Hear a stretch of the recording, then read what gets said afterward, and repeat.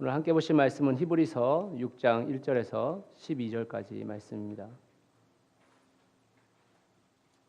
히브리서 6장 1절에서 12절까지 말씀인데요. 네, 같이 읽도록 하겠습니다. 천천히 한번 읽어보도록 하겠습니다. 시작. 그러므로 우리가 그리스도의 도의 초보를 버리고 죽은 행실을 회개함과 하나님께 대한 신앙과 침례들과 안수와 죽은 자의 부활과 영원한 심판에 관한 교훈의 털을 다시 닦지 말고 완전한 대로 나아갈지니라. 하나님께서 허락하시면 우리가 이것을 하리라. 한 번 빚을 받고 하늘의 은사를 맛보고 성령에 참여한 바 되고 하나님의 선한 말씀과 내세의 능력을 맛보고도 타락한 자들은 다시 새롭게 하여 회개하게 하소서니 이는 그들이 하나님의 아들을 다시 십자가에 못 박아 드러내놓고 욕되게 함이라. 땅이 그 위에 자주 내리는 비를 흡수하여 그 밭가는 자들이 쓰기에 합당한 채소를 내면 하나님께 복을 받고 만일 가시와 엉겅퀴를 내면 버림을 당하고 저주함에 가까워 그 마지막은 불사름이 되니라. 사랑하는 자들아, 우리가 이같이 말하나 너희에게는 이보다 더 좋은 것 곧 구원에 속한 것임을 확신하노라. 하나님은 불의하지 아니하사 너희 행위와 그의 이름을 위하여 나타낸 사랑으로 이미 성도를 섬긴 것과 이제도 섬기고 있는 것을 잊어버리지 아니하시느니라. 우리가 간절히 원하는 것은 너희 각 사람이 동일한 부지런함을 나타내어 끝까지 소망의 풍성함에 이르러 게으르지 아니하고 믿음과 오래 참음으로 말미암아 약속들을 기업으로 받는 자들을 복되게 자 되게 하려 하는 것이니라. 아멘. 우리는 그리스도인이라는 명칭을 사용하죠. 그리스도인이란 누구인가? 그리스도인은 복음을 믿는 자들입니다. 이 복음이란 무엇인가를 생각해 보면 복음은 1세기 이전에 이 복음에 대한 모든 것이 확립되어졌습니다. 예수 그리스도의 부활 이후에 제자들과 그리고 여러 또 많은 사람들을 통해서 그 복음이 정립되어졌고 교회 안에 그 복음들이 퍼져나가기 시작했습니다. 그 복음이란 무엇인가? 그 복음의 내용은 전혀 바뀌지 않는, 변화하지 않는 것인데요. 고린도전서 15장 1절부터 4절 말씀에 나옵니다. 같이 한번 읽어보죠. 시작. 형제들아, 내가 너희에게 전한 복음을 너희에게 알게 하노니 이는 너희가 받은 것이요 또 그 가운데 선 것이라. 너희가 만일 내가 전한 그 말을 굳게 지키고 헛되이 믿지 아니하였으면 그로 말미암아 구원을 받으리라. 내가 받은 것을 먼저 너희에게 전하였노니 이는 성경대로 그리스도께서 우리 죄를 위하여 죽으시고 장사 지낸 바 되셨다가 성경대로 사흘 만에 다시 살아나사. 복음은 변하지 않습니다. 복음의 내용은 전혀 변하지 않죠. 그것은 우리의 죄를 위해서 예수 그리스도께서 죽으시고 장사하시고 되시고 그 다음에 부활하신 이 복음의 내용은 일체 우리의 인생 가운데 변하지 않습니다. 그것은 예수 그리스도 이후에 우리에게 주어진 내용입니다. 그런데 이 복음의 내용을 믿죠. 믿음으로 우리가 예수 그리스도를 우리 안에 받아들이게 되어집니다. 우리의 구세주와 주인으로 받아들이게 되죠. 근데 제가 지난주에 말씀드린 것은 이 믿음의 적용이 침례에 있는 것이라고 말씀드렸습니다. 그래서 그 침례가 담고 있는 것이 언약식 또 동물제사, 할례를 담고 있다고 말씀드렸습니다. 이것을 통해서 우리는 그리스도인이 됩니다. 그리스도인. 그러면 이 그리스도인이 된 사람, 그 사람은 우리가 구원을 받는다고 얘기했었을 때 일반적으로 그 구원은 죽어서 천국에 가는 것을 일반적으로 구원받는다라고 말씀하시죠. 그렇죠? 근데 이 그리스도인이 되고 바로 죽는 사람도 있습니다. 그렇지 않습니까? 병상에 계신 분들 중에 복음을 전해서 그 복음을 받아들이고 바로 죽는 사람들이 있습니다. 그런 사람들이 많이 있습니다. 그러면 그 사람들은 구원이 이루어져서 천국에 가는 경우입니다.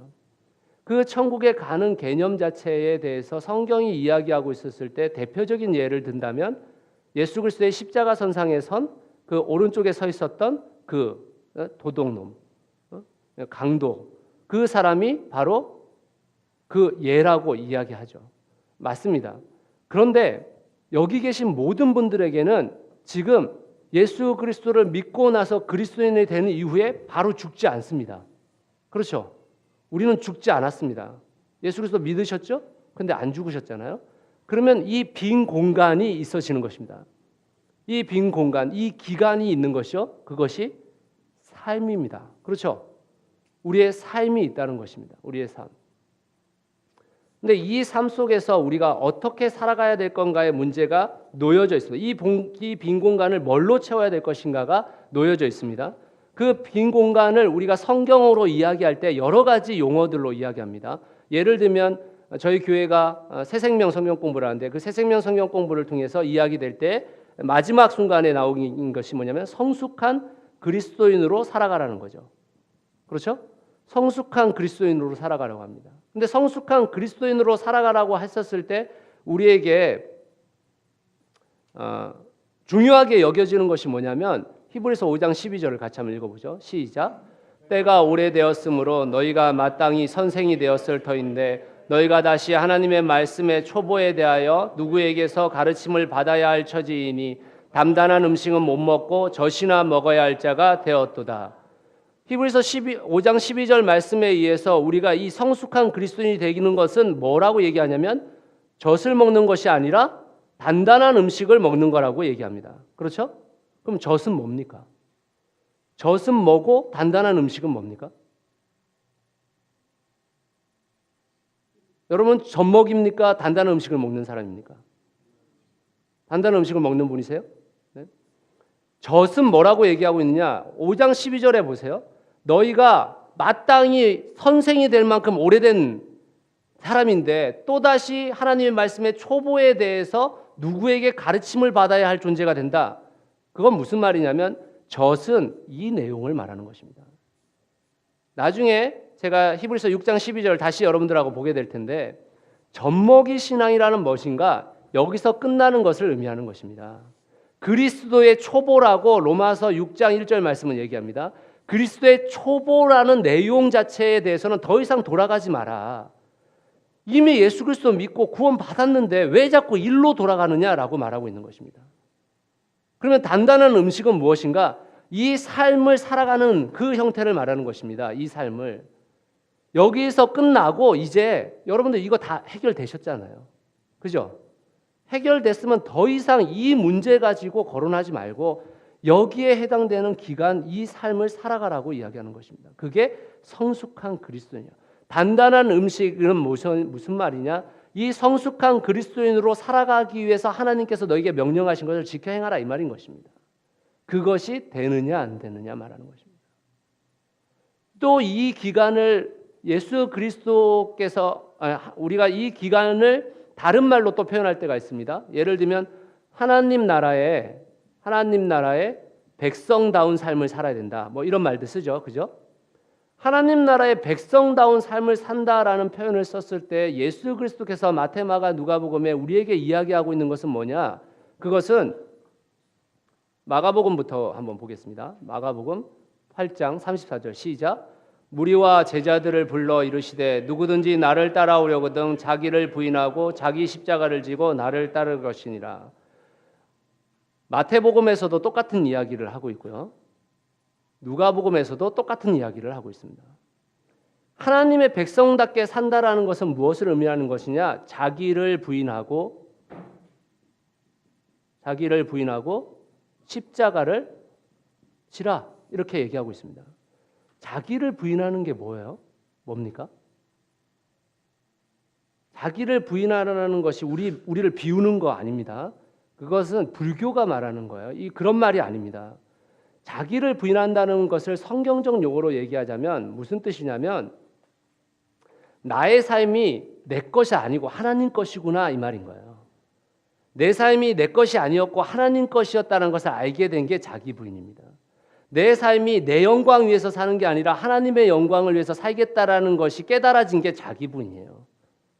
그게 자기 부인입니다. 성경에서. 근데 자기 부인은 절대 자기 부인으로 끝나지 않아요. 그 다음에 십자가의 길을 걷는 삶이 존재한다는 것입니다. 자기 부인의 삶이 실제로는 십자가를 지고 가는 삶인 것입니다. 그 삶의 형태 요 두 가지를 하나님의 나라의 백성답게 사는 것이라고 성경이 우리에게 얘기해 주고 있는 것입니다. 그런데 저는 이 기간, 이 공간을 이 두 언어보다 더 기쁘게 받아들이고 싶은 하나의 언어가 있습니다. 그게 뭐냐? 성령님과 동행하는 삶입니다. 성령님과 동행하는 삶. 제가 이 언어를 더 좋아하고 더 기쁘게 받아들이는 것은 뭐냐면 성숙한 그리스도인이 되는 것, 하나님 나라의 백성이 되는 것은 꼭 내가 무엇을 해야 될 것 같아요. 내 힘으로 뭔가를 이루어서 이것이 될 것 같은 기분이 든단 말이에요. 근데 그 언어에 공통되게 사용할 수 있는 성령님과 동행하는 삶은 내가 아니라 성령님이 힘주셔서 가능하게 되는, 성령님이 나와 동행하심으로 가능하게 되는 놀라운 역사가 있다는 것입니다. 우리 자신을 보면 우리 자신이 별로 그렇게 미덥지 않잖아요. 여러분 중에는 미더운 분들이 있을 수도 있는데 저는 사실 별로 미덥지가 않아요. 제 자신이. 뭘 결단하고 나서도 별로 그렇게 쉽게 그것이 이루어지지 않습니다. 그런데 그때마다 성령님을 구하는 것입니다. 성령님이 우리와 동행하시면 그 일이 가능해진다고 이야기하고 있는 것입니다. 여러분, 우리 작고의 현실을 한번 생각해 보세요. 예수 그리스도를 믿고 구원받는 자들이 하나님의 백성으로 살지 않음으로 생겨진 수많은 문제들이 있습니다. 삶의 비극이에요, 사실은. 왜 우리 한국교회가 굉장히 어려움을 겪습니까? 사실은 우리는 지금까지 대부분 여기에 집중을 했습니다. 그래서 교회에서 가장 강조된 것이 무엇이냐면 전도입니다. 전도에 포커스가 맞춰져 있고, 전도에 포커스가 맞춰져 있다는 것은 성장에 포커스가 맞춰져 있다는 것입니다. 전도가 돼야 성장을 하죠. 그렇지 않습니까? 그 성장과 전도의 논리가 실제적으로 삶의 논리를 지배하기 시작했습니다.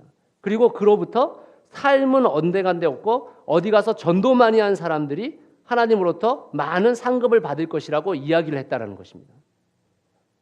성경은 그렇게 얘기하지 않습니다. 성경은. 제가 오늘 여러분들하고 이야기하려고 하는 것이 상급에 대한 문제인데 성경은 그렇게 얘기하고 있는 것이 아닙니다. 물론 하나님의 백성들을 이끄는 것이 중요하지 않다는 것이 아닙니다. 중요합니다. 그런데 교회라는 것은 뭐예요? 교회의 사명이라는 것은 이미 예수 그리스도를 구주로 영접한 사람들의 모임이 교회죠. 그러니까 교회의 사명은 실제로 여기 가서 전도하는 것보다 더 중요한 사명이 있는 것입니다. 여러분들의 각자의 삶으로서의 사명, 우리의 공동체로서의 사명이 있는 거예요. 전도만이 아닙니다. 전도는 사실은 포함되어져 있는 거예요. 그 포함되어져 있는 수많은 것들 중에 한 가지일 뿐인데 그것을 강조하고 있는 것입니다. 제가 지금 전도하지 말라는 게 아닙니다. 전도해야 됩니다. 우리 교회 성장해야죠. 전도해야 돼요. 그런데 제가 지금 말씀드린 것은 언약의 문제 속에서 이야기하고 있는 것입니다.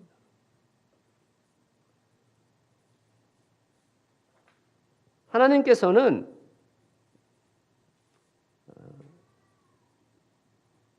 우리가 예수 그리스도를 믿고 나서 우리 안에 성령님이 들어오심으로 말미암아 성령님과 동행하는 삶을 원하시는데 그 동행하는 삶을 통해서 우리가 할 수 없다고 여겼기 때문에 성령님을 주신 것입니다.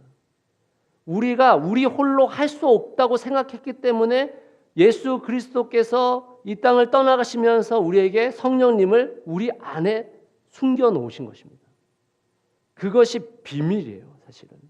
우리는 이 구원의 은혜를 굉장히 큰 은혜라고 늘 고백하며 살지만 이 구원의 은혜가 굉장히 큽니다. 정말 놀라운 은혜예요. 그런데 이 은혜보다 더 큰 것이 있다는 거예요. 그게 뭐냐? 성령님이 우리 안에 들어왔다는 겁니다. 엄청난 은혜예요. 예수 그리스도를 통해서 구원을 얻었지 않습니까, 여러분들이? 그 구원의 은혜는 말로 할 수 없는 은혜죠. 그런데 그 예수님이 우리 안에 들어왔대잖아요. 우리 각자의 안으로 들어왔답니다. 놀라운 은혜예요. 이 은혜를 누려야 됩니다. 성령님이 우리 안에서 역사하시는 이 은혜를 누리지 못하면 그리스도의 초보에 머물러 있다고 성경이 말하고 있는 거예요. 그리스도의 초보에. 여러분, 우리가 그렇게 생각하지 않습니까? 예수 그리스도를 믿으면 좀 우리가 시간이 흘러가면 흘러갈수록 더 사람을 좀 더 사랑하고 사람을 좀 더 위로하고 더 사람을 또 이렇게 세워주고 이해할 수 있는 능력이 좀 생겨졌으면 좋겠지 않습니까? 근데 그게 사실 사랑의 능력은 우리의 능력이 아니거든요. 우리의 능력으로 될 것 같았으면 뭐 모든 사람이 다 하죠. 근데 그게 성령의 능력이라고 얘기하는 것입니다. 제가 자주 그런 생각 많이 했었거든요. 옛날에 여러분들에게도 그런 고백했었는데 우리가 좀 나이가 들어가면서 똑똑하다는 소리보다 좀 사랑 많다는 소리 좀 듣고 살고 싶은데 나이가 들어가면 들어갈수록 잔소리가 훨씬 더 심해져요. 저를 보면 왜 이렇게 잔소리가 심해지는지 왜 이렇게 똑똑한 체를 하는지 제가 잘 모르겠어요. 근데 정말 그 사랑의 능력이 내 안에 있다라고 생각했으면 사실 그게 능력이 바르지가 않는데 사랑의 능력은 성령님의 능력이시거든요. 신앙생활이 하나님의 사랑의 능력을 믿는다는 의미에서 저는 이 빈 공간을 성령님이 우리를 채워줘야 된다고 믿습니다. 그게 놀라운 은혜예요.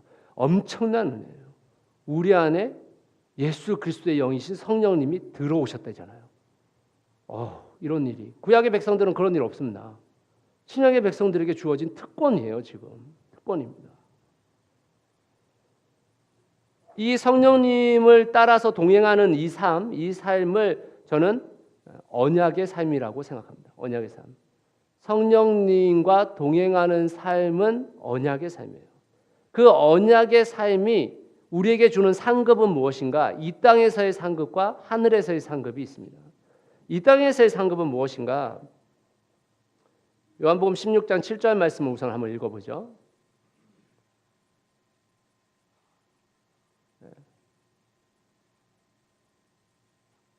네, 같이 읽겠습니다. 시작.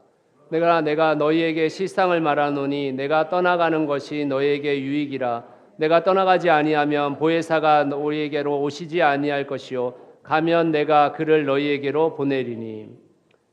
언약의 삶은 이 순간에 이루어진다고 말씀드렸잖아요. 그럼 우리가 여기서는 언약을 맺고 있는 것입니다.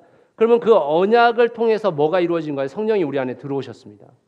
성령이 우리 안에 들어와서 그 성령을 누리라고 언약을 지키라고 말한 것입니다. 여러분, 첫 번째 우리가 땅에서의 상급은 무엇인가? 성령을 누리는 것이 땅에서의 상급이에요. 성령을 주셨단 말이에요. 이 땅 가운데 성령을 누리라고 하셨단 말이에요. 예수님이 당신이 이 땅을 떠나가시면서 예수님 당신이 떠나가는 게 유익하대요. 유익하다. 그게 무슨 말입니까? 내가 안 가는 것보다 가는 게 낫다 이 말인 거죠. 그죠? 왜요? 성령님이 오시기 때문입니다. 근데 성령님이 우리 가운데 오시긴 왔는데 성령님께서 이 가운데 활동을 하셔야 됩니다. 성령님이 우리 안에 가득 채워진다. 성령 충만이다. 이런 언어를 사용하는데 그것은 성령님께서 우리의 삶의 모든 것을 지배하는 것을 말하는 것이죠. 그런데 이 모든 삶을 지배하지 못하도록 만드는 게 있어요. 그게 뭡니까? 죄입니다.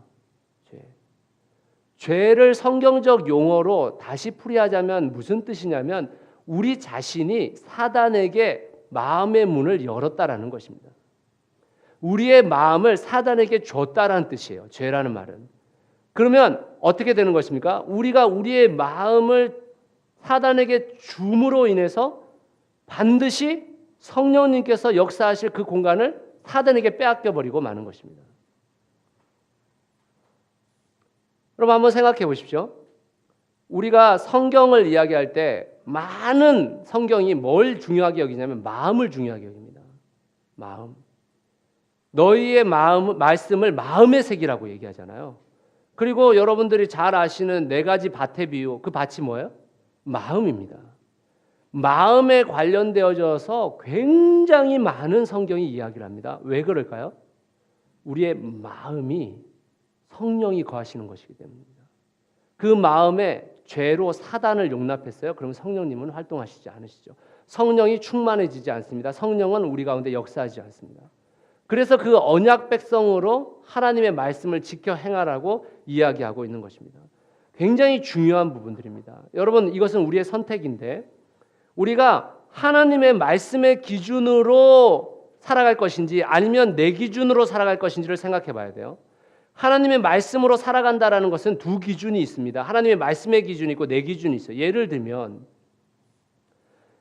구약의 성경은 어떤 일이 벌어졌을 때 그것을 눈에는 눈, 이에는 이로 갚으라고 얘기합니다. 근데 그것을 여러분들이 복수라고 생각하시는데 그렇지 않아요. 실제로 눈에는 눈, 이에는 이라는 표현은 굉장히 관용적인 표현입니다. 예를 들면 동주형제가 저에게 한 방을 날렸어요. 그럼 제가 동주형제를 한 방만 날릴까요? 아니란 말이에요. 우리가 무엇을 당하면 우리가 그만큼만 하지 않아요. 훨씬 더 크게 하죠. 근데 구약은 우리에게 뭐라고 얘기하는 것이냐면 어떻게 하라는 것이죠? 그만큼까지만 해라는 거예요. 그만큼까지만. 그 뜻이에요. 그런데 이게 신약으로 와서는 어떻게 됩니까? 원수를 사랑하래요. 이게 뭐 지금 뭐 하라는 거야 말라는 거야 이런 생각이 들지 않습니까? 근데 원수를 사랑하라는 것은 원수를 위해서입니까? 나를 위해서입니까? 나를 위해서요.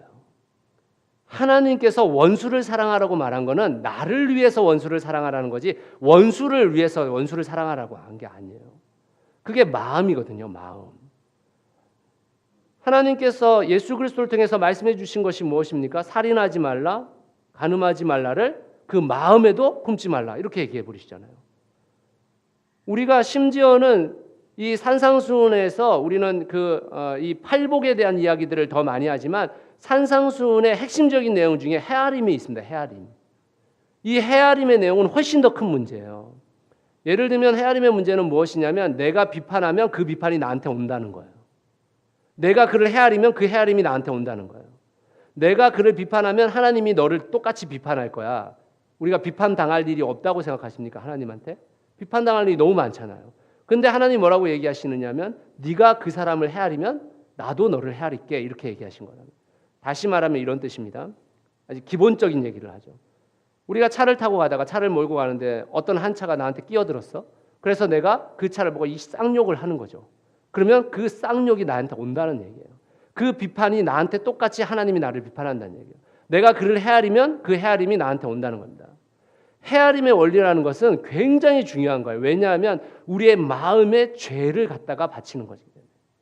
우리가 비판을 하기 시작하면 누군가의 비판을 내 입에 담기 시작하면 우리의 마음이 죄를 짓기 시작하는 것입니다. 제가 요즘 최근에 지난주에 목회자 모임에 갔다 왔는데 목회자 모임에 가면 목회자들이 주로 하는 일이 뭐냐면 한국교회 비판이에요. 그리고 주위에 있는 목사님들 비판 이런 얘기들입니다. 근데 제가 그 헤아림의 원리를 제 마음속에 받고 나서는 그 비판의 시간이 되면 피해버려요.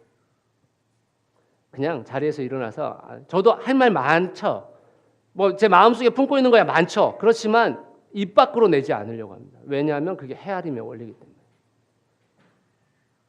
우리가 우리의 삶 가운데서 죄가 우리 안에 들어오면요 정말 심각한 상황이 벌어지는 겁니다. 성령을 누릴 수 없게 되는 것입니다. 그래서 갈라디아서 5장 25절을 이렇게 얘기합니다.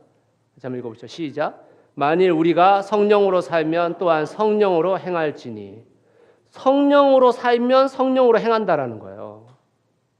그러면 우리가 악으로 살면 악으로 행하게 되는 것입니다. 성령으로 못 살게, 성령이 우리 안에서 역사하시지 않는 것입니다. 여러분 율법주의라고 얘기하잖아요. 율법주의라는 것을 우리는 여러 가지 다각도에서 이야기할 수 있는데 율법주의라는 것은 무엇이냐? 하나님의 말씀이 있어요. 그 말씀을 내가 지키겠다. 내가 행할 수 있다. 내가 그것으로 다른 사람들 내가 행하면서 다른 사람을 비판하겠다. 그게 율법주의예요. 그런데 이것을 한 컷 차이로 율법주의가 안 되게 되는데 그게 뭐냐면 그것은 내가 행하는 게 아니라 성령님이 내 안에서 행하시는 거구나. 이게 율법주의가 아닌 거예요. 율법주의를 무슨 우리가 생각할 때 맨날 이렇게 법을 들이대고 이런 사람들을 얘기하는데 그것도 맞는 말일 수 있어요. 그런데 우리는 순간 율법주의가 될 수도 있고 안 될 수도 있어요. 그게 뭐냐? 성령을 의지하면 성령과 동행하면 율법주의가 아닙니다. 그런데 내가 그것을 할 수 있다. 내 교만이 그 할 수 선다. 그러면 율법주의가 돼버리는 것입니다. 그래서 성령은 소멸될 수 있는 거예요. 성령이 소멸되다는 것이 없어진다라는 뜻이 아닙니다. 이 안에서 지금 성령이 오셨어요. 우리가 지난번에 얘기했듯이 이곳에서 이곳을 침범할 수는 없습니다. 하나님께서 우리에게 구원을 주셨는데 그 구원이 침범당하지 않습니다. 그러나 이곳에서의 문제가 생겨지는 거예요. 이곳에서의 문제가. 성령이 우리 안에서 소멸되어지고 우리 안에서 역사하지 않게 되어지는 것입니다. 데살로니가 5장을 한번 읽어볼까요? 여러분이 이 구절을 너무 잘합니다. 데살로니가 교회에게 바울이 이 권면한 내용이죠. 같이 읽겠습니다. 시작. 항상 기뻐하라, 쉬지 말고 기도하라, 범사에 감사하라. 이것이 그리스도 예수 안에서 너희를 행하신 하나님의 뜻이니라. 우리 여기까지 너무나 잘 알아요. 다 외우잖아요. 그 다음 구절이 뭔지를 보셔야 됩니다. 그 다음 구절이. 같이 읽겠다. 시작. 성령을 소멸하지 말며 예언을 멸시하지 말고 범사에 행하려 좋은 것을 취하고 악은 어떤 모양이라도 버리라. 평강의 하나님이 친히 너희를 온전히 거룩하게 하시고 또 너희의 온 영과 혼과 몸이 우리 주 예수 그리스도께서 강림하실 때 흠없게 보존되어지기를 원하노라.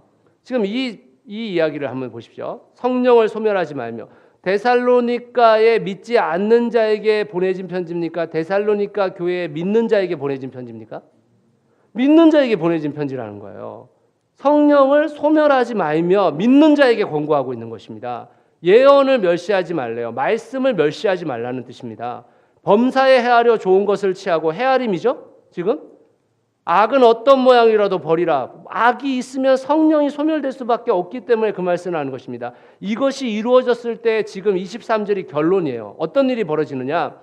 너의 영과 혼과 몸이 우리 주 예수 그리스도께서 강림하실 때 흠없게 보존되기를 원하노라. 자, 그러면 이 이야기는 우리가 죽고 나서 네 영과 혼과 몸이 흠없어진다라는 뜻이에요? 아니면 그 전에, 이 오시기 전에 흠없어지는 일이 벌어질 수 있다는 뜻입니까?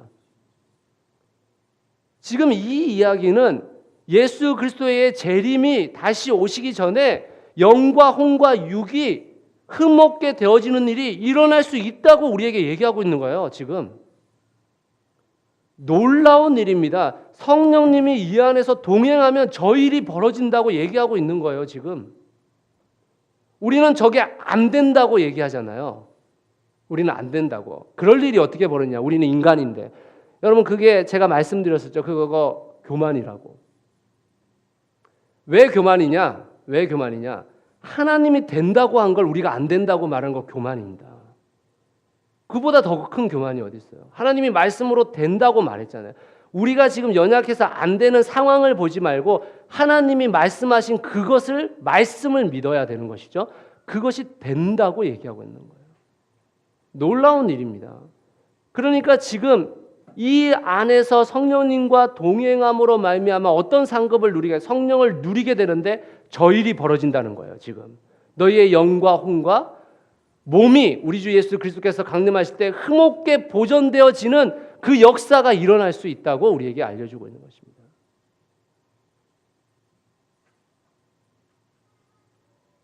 두 번째 언약 관계를 통해서 우리가 받는 상급은 하늘에서의 상급입니다. 하늘에서의 상급.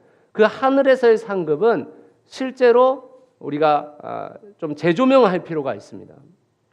우리의 마음에는 어떤 생각이 있냐면 이런 생각이 있어요. 아니, 이 땅에서도 빈부의 격차가 있고 지위 고하가 있어가지고 그렇게 어렵고 힘들게 살아가는데 저 하늘에서 무슨 상급이 있어가지고 그러면 하늘에서도 불평등이 있단 말입니까? 이런 생각이 있단 말이에요. 이런 생각이 있습니다. 근데 여러분, 고린도전서 15장 40절에서 42절 말씀을 읽어보면 같이 읽겠습니다. 시작. 하늘에 속한 형체도 있고 땅에 속한 형체도 있으나 하늘에 속한 것의 영광이 따로 있고 땅에 속한 것의 영광이 따로 있으니 해의 영광이 다르고 달의 영광이 다르며 별의 영광도 다른데 별과 별의 영광이 다르도다. 죽은 자의 부활도 그와 같으니 썩을 것으로 신고 썩지 않을 것으로 다시 살아나며. 지금 이 40절 이상의 39절 말씀에는 뭐가 나오는 거냐면 이 세상에 있는 형체들 중에 사람의 형체도 있고 동물의 형체도 있고 물고기의 형체도 있는데 그 형체가 하늘에 속한 형체도 있고 땅에 속한 형체도 있다는 거예요. 다시 말하면 사람은 하늘에 속한 형체가 될 수 있고 땅에 속한 형체는 물고기나 동물들이 땅에 속한 송체라 이 말인 거예요. 죽고 나면. 근데 그 형체들에게 하늘에 속한 것의 영광이 따로 있고 땅에 속한 것의 영광이 따로 있듯이 어떤 영광이 있느냐? 해의 영광이 있고 달의 영광이 있고 별의 영광도 있고 별과 별의 영광도 있대요. 그런데 이 영광이 언제도 이루어지느냐? 42절. 죽은 자의 부활도 그와 같으니. 죽은 자의 부활에도 해의 영광이 있고 달의 영광이 있고 별의 영광이 있고 별과 별의 영광이 있다는 거예요, 지금. 죽어서도 상급이 다르다고 얘기하고 있는 것입니다, 지금. 상급이. 이 상급이 무엇이냐에 대한 부분들은 사실 쉽지 않아요. 성경에 명확하게 나오지 않습니다. 두 가지 신학자들의 이야기가 있습니다. 첫 번째, 다스림의 영역이 달라질 것이다. 이런 얘기를 해요. 다스림의 영역. 그 다스림의 영역이 하나님께서 태초에 인간을 창조하실 때 다스리게 하셨잖아요. 그리고 그 다스림이 이 땅 가운데 무엇을 다스렸느냐에 따라서 달란트 비율을 통해서 한 달란트 얻은 자에게 한 고를 맡기고 세 달란트 얻는 자에게 세 고를 맡기는 그 역사들이 있잖아요. 그러므로 다스림의 영역이 달라질 것이다 라고 말하는 사람도 있어요. 또 두 번째는 여기에서 성령을 어떻게 누렸느냐가 이곳에서 예수 그리스도를, 예수님을 누리는 것이 된다라고 말하는 사람들도 있습니다. 저는 개인적으로 두 번째 이야기를 제가 믿고 있습니다. 상급의 이야기를 잘 생각해 보십시오. 우리는 지금 어떻게 생각하고 있는 거냐면 예수 그리스도를 이 땅 가운데 예수 그리스도를 믿을 수 있는 기회를 인생 중에 준다고 생각합니다. 그렇죠? 그래서 어떤 분은 예수 그리스도를 믿기도 하고 어떤 분은 믿지도 않아요. 믿지 않을 수도 있습니다. 근데 그 인생이라는 기간 동안에 믿으면 천국에 가고 안 믿으면 지옥에 간다고 우리가 믿고 있는 거잖아요. 그렇게 믿고 계신 거죠? 안 믿고 계신 건가요? 어떠신가요? 그건 믿고 계신 거잖아요, 여러분들이. 근데 지금 성경은 뭐라고 얘기하는 거냐면 그것뿐이 아니라 너의 인생에서 네가 선택한 그 삶이 지금 여기에 천국에서의 상급을 결정한다고 말하고 있는 거예요. 지금. 그러니까 우리의 삶이라는 것은 우리의 선택이 이 선택을 함으로 인해서 구원에 이르는 것도 있지만 그와 함께 상급도 있다는 거예요. 상급도. 우리가 지금 이 땅 가운데 그 언약의 삶을 지켰느냐 못 지켰느냐가 땅의 복뿐만 아니라 하늘의 복을 갖게 만든다라고 얘기해 주고 있는 것입니다.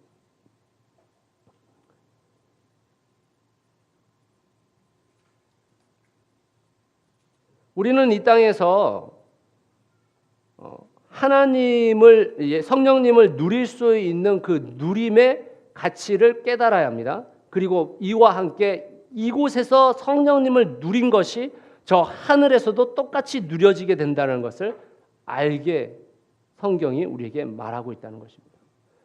상급이 있다는 거예요. 상급이. 하나님이 상급을 만들어 놓은 것에 대해서 굉장히 좀 억한 심정이 있으실 수 있다고 생각합니다. 근데 저는 그렇게 생각해요. 성경이 말하면 듣자. 하나님의 비밀은 우리가 우리의 이성이나 우리의 지성만으로 해결될 수 있는 부분이 아니니까 성경이 이야기하면 믿고 그 믿음 속에서 우리가 이 땅을 어떻게 살아갈 것인가를 결정해야 된다라고 생각합니다.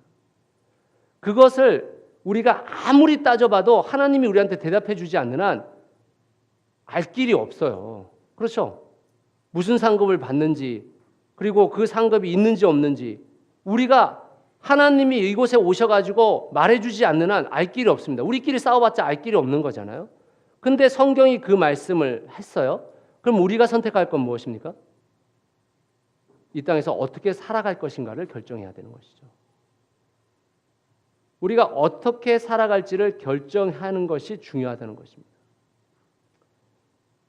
제가 이번 주에 말씀을 준비하면서 저는 원래 이 말씀은 실제로 제가 이 본문에다 넣으려고 했던 게 아닌데 히브리서 6장 1절에서 12절 말씀, 오늘 본문으로 잡은 그 말씀은 제가 히브리서를 오늘 이번 주에 다 읽었는데 읽으면서 제가 깨달은 거예요. 너무 놀라운 말씀인 거예요. 이 히브리서가. 같이 한번 읽어보시죠. 시작. 그러므로 우리가 그리스도의 도의 초보를 버리고 죽은 행실을 회개함과 하나님께 대한 신앙과 침례들과 안수와 죽은 자의 부활과 영원한 심판에 관한 교훈의 터를 다시 닦지 말고 완전한 대로 나아갈지니라. 이 말 좀 이상하지 않습니까? 지금 그리스도의 도의 초보를 버리래요. 버리다라는 말은 실제로 헬라어로 따지면 남겨두라라는 뜻입니다. 그리스도의 도의 초보는 남겨두라. 그런데 그 그리스도의 초보가 뭐냐? 죽은 행실을 회개. 여기에서 우리가 이루어지는 게 뭐라고 했습니까? 회개, 침례, 성령 받는 거. 이게 지금 우리가 예수 그리스도를 믿을 때 이루어지는 것이라고 사도행전 2장이 우리에게 들려준다고 틀림없이 말씀드렸습니다.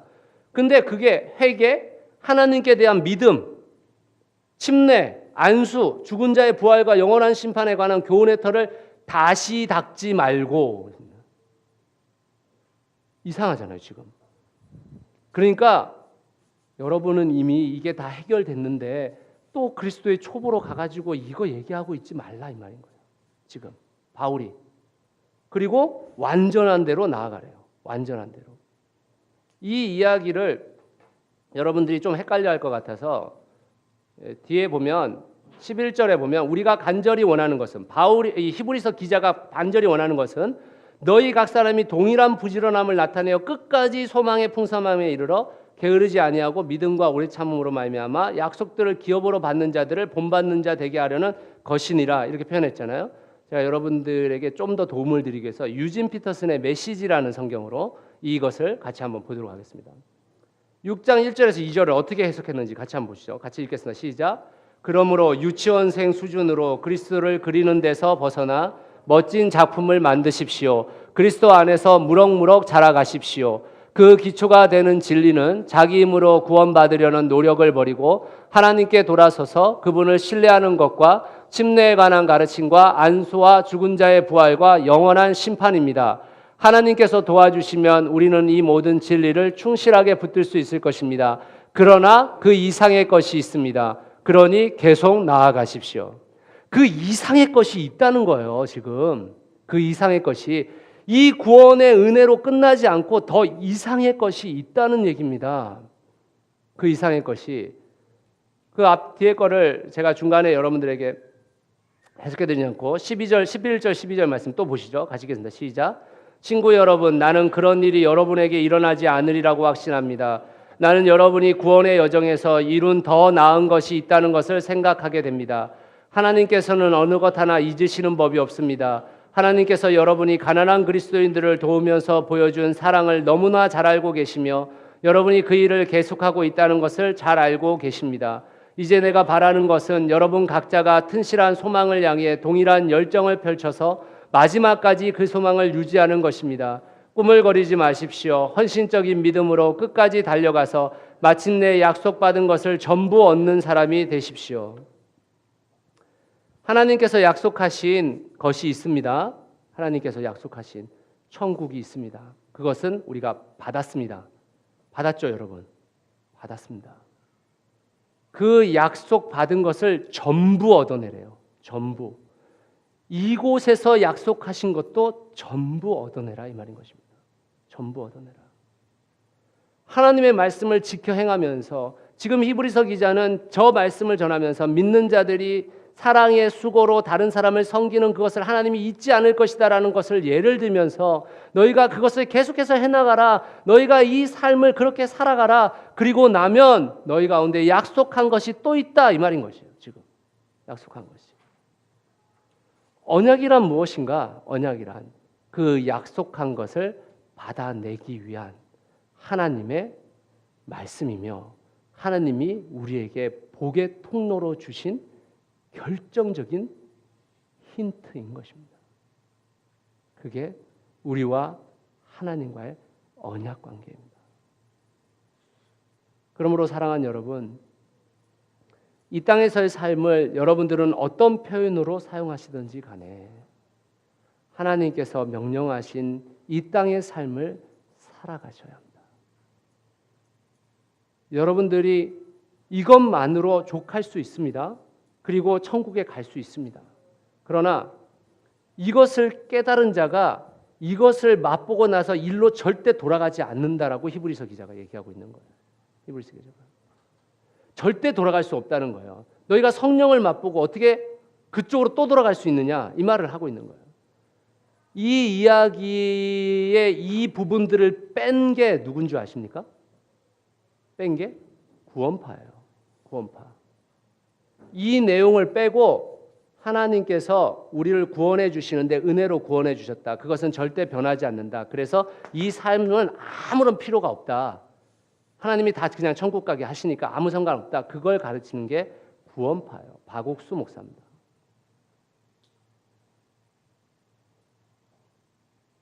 근데 한국 기독교 안에, 복음주의 안에 이 사상이 들어와 있어요.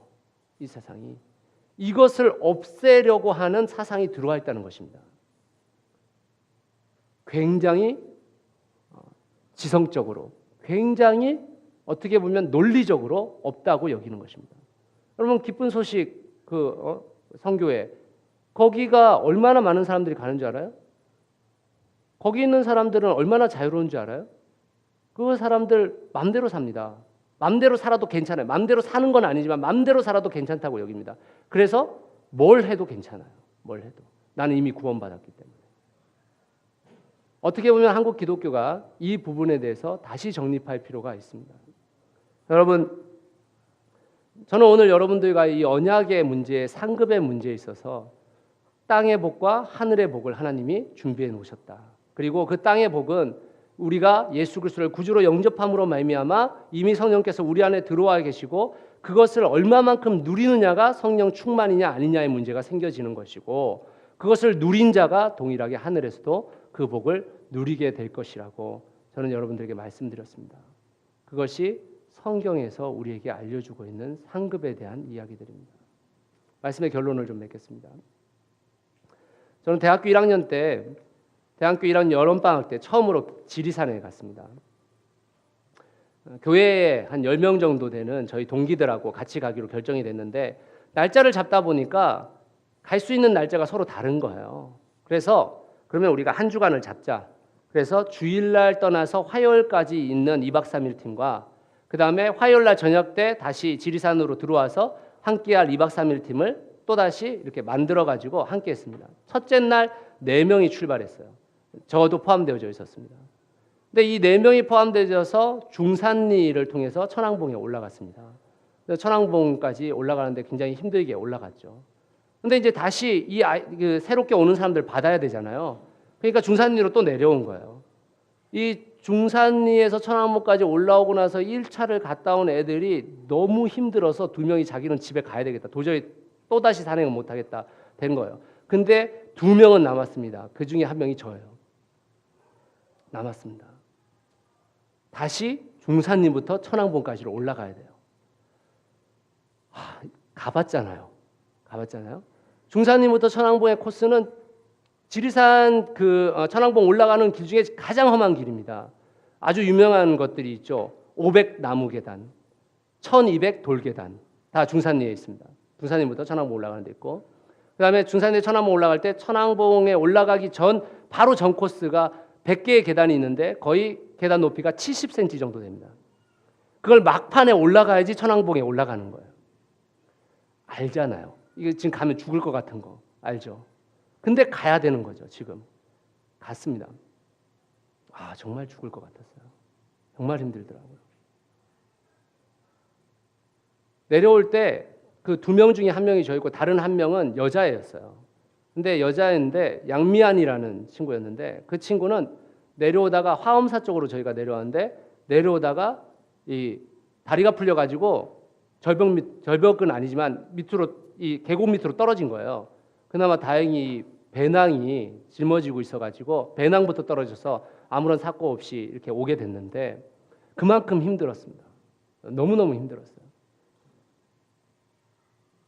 그리고 난 이후에 제가 천왕봉에 다시 갔을까요? 안 갔을까요? 안 갔을까요? 제가 천왕봉을 한 15번 정도 올라갔습니다. 왜 갔느냐? 그 정상을 맛봤기 때문입니다. 그 정상을.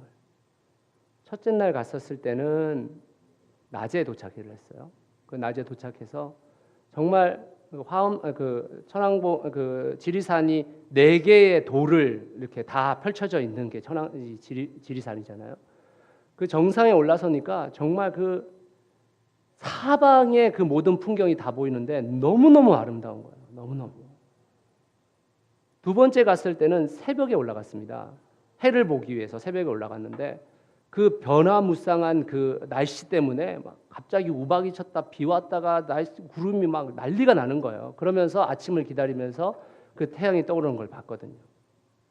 그리고 그 태양이 떠오르고 나서 같이 올라가는 녀석들하고 다 같이 컵라면을 거기에서 먹었는데 제 인생에 가장 기억에 남는 컵라면이었습니다. 그래서 15번 이상을 또 천왕봉을 갔습니다. 제가 지금 무슨 얘기를 하려고 하냐면 바울이 우리에게 이 길을 달려가라고 합니다. 이 길을. 왜요? 정상을 받기 때문입니다. 정상을. 바울이 삼청천을 봤다잖아요. 정상을 본 거예요. 정상을 보고 나니까 안 갈 수 없는 거지. 안 갈 수가 없는 것입니다. 그 영광을 보고 나서는 도저히 안 갈 수가 없는 것입니다. 그래서 우리에게 달려가라고 바울이 외치고 있는 것입니다. 그리고 그의 삶이 달려간 거예요. 요한이 우리에게 외치고 있는 것입니다. 요한계시록에 보면 그 하늘을 보지 않습니까? 하늘의 새 예루살렘을 환상 가운데 모든 걸 다 보잖아요.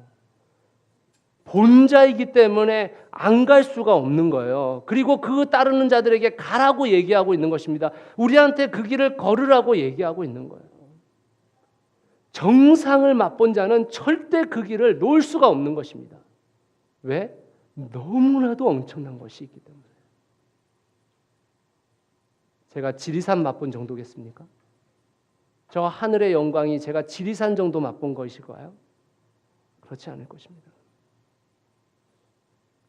요한은 요한계시록을 통해서 요한계시록의 주제가 뭡니까? 누가 이 세상의 주인인가요? 요한이 외치고 있는 거예요. 누가 이 세상의 주인이냐? 예수 그리스도 외에 누가 도대체 주인이 될 수 있느냐? 왜? 예수 그리스도를 주인 삼은 자가 이걸 볼 수 있기 때문인 것이죠. 오르막길을 오를 때면 웃음기가 사라집니다. 그렇죠? 대화도 점점 사라지죠. 옆에 있는 사람들의 가쁜 숨소리밖에 들리지 않는 게 오르막길입니다. 근데 그 오르막길에서 우리와 함께 있는 친구가 있는 거예요. 그것이 바로 우리 동역자들입니다. 우리 모두 다입니다. 그리고 그 오르막길에서 우리의 짐을 져주는 분이 있는 거예요. 그게 누구신가? 성령님이십니다. 그 오르막길에서 그 정상을 본 믿음의 선진들이 있는 것입니다. 그래서 우리는 그 오르막길을 걸어가는 것입니다. 예수 그리스도를 믿고 구원의 감격 가운데 은혜를 누리고 기쁨으로 날뛰지만 우리가 걸어가야 할 삶의 길은 또다시 오르막길입니다. 그러나 그 오르막길 우리가 함께 가야 합니다. 그것이 바로 하나님의 말씀대로 살아가는 삶입니다. 하나님의 말씀대로 살아가느냐 안 살아가느냐의 문제가 우리를 저 영광을 맛보느냐 맛보지 못하느냐로 이끌게 될 것입니다. 저는 여러분들과 함께 서로 격려하며 서로가 힘이 되어주며 함께 그 오르막길을 걸어가기를 소원하고 있습니다. 함께 기도하고 성령님을 의지하며 함께 그 길 걸어갈 수 있게 되기를 간절히 축원합니다. 함께 기도하겠습니다.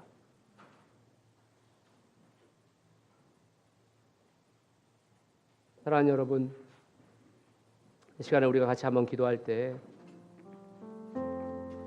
여러분은 무엇을 믿고 계십니까? 저는 우리의 믿음이 우리의 삶을 결정한다고 생각합니다. 예수 그리스도를 구주로 영접하셨고 이미 예수 그리스도가 나의 주인이라고 고백하신 여러분들이신데 우리의 그 구원 이후의 삶이 정말 예수 그리스도를 구세주로 주인으로 모신 그 삶을 살고 있는지, 그래서 우리 안에 살아계신 그 성령님께서 우리를 정말 충만케 하시고 계신지 우리 각자에게 물어봐야 합니다. 그리고 우리는 기도해야 합니다. 성령님, 나 홀로 걸어갈 수 있는 길이 아니오니 도와주십시오. 우리를 충만케 해주십시오. 우리를 채워주십시오. 당신으로 가득 찬 인생 되게 해주십시오. 우리 같이 한번 여러분 각자를 위해서 기도하겠습니다. 함께 기도하겠습니다.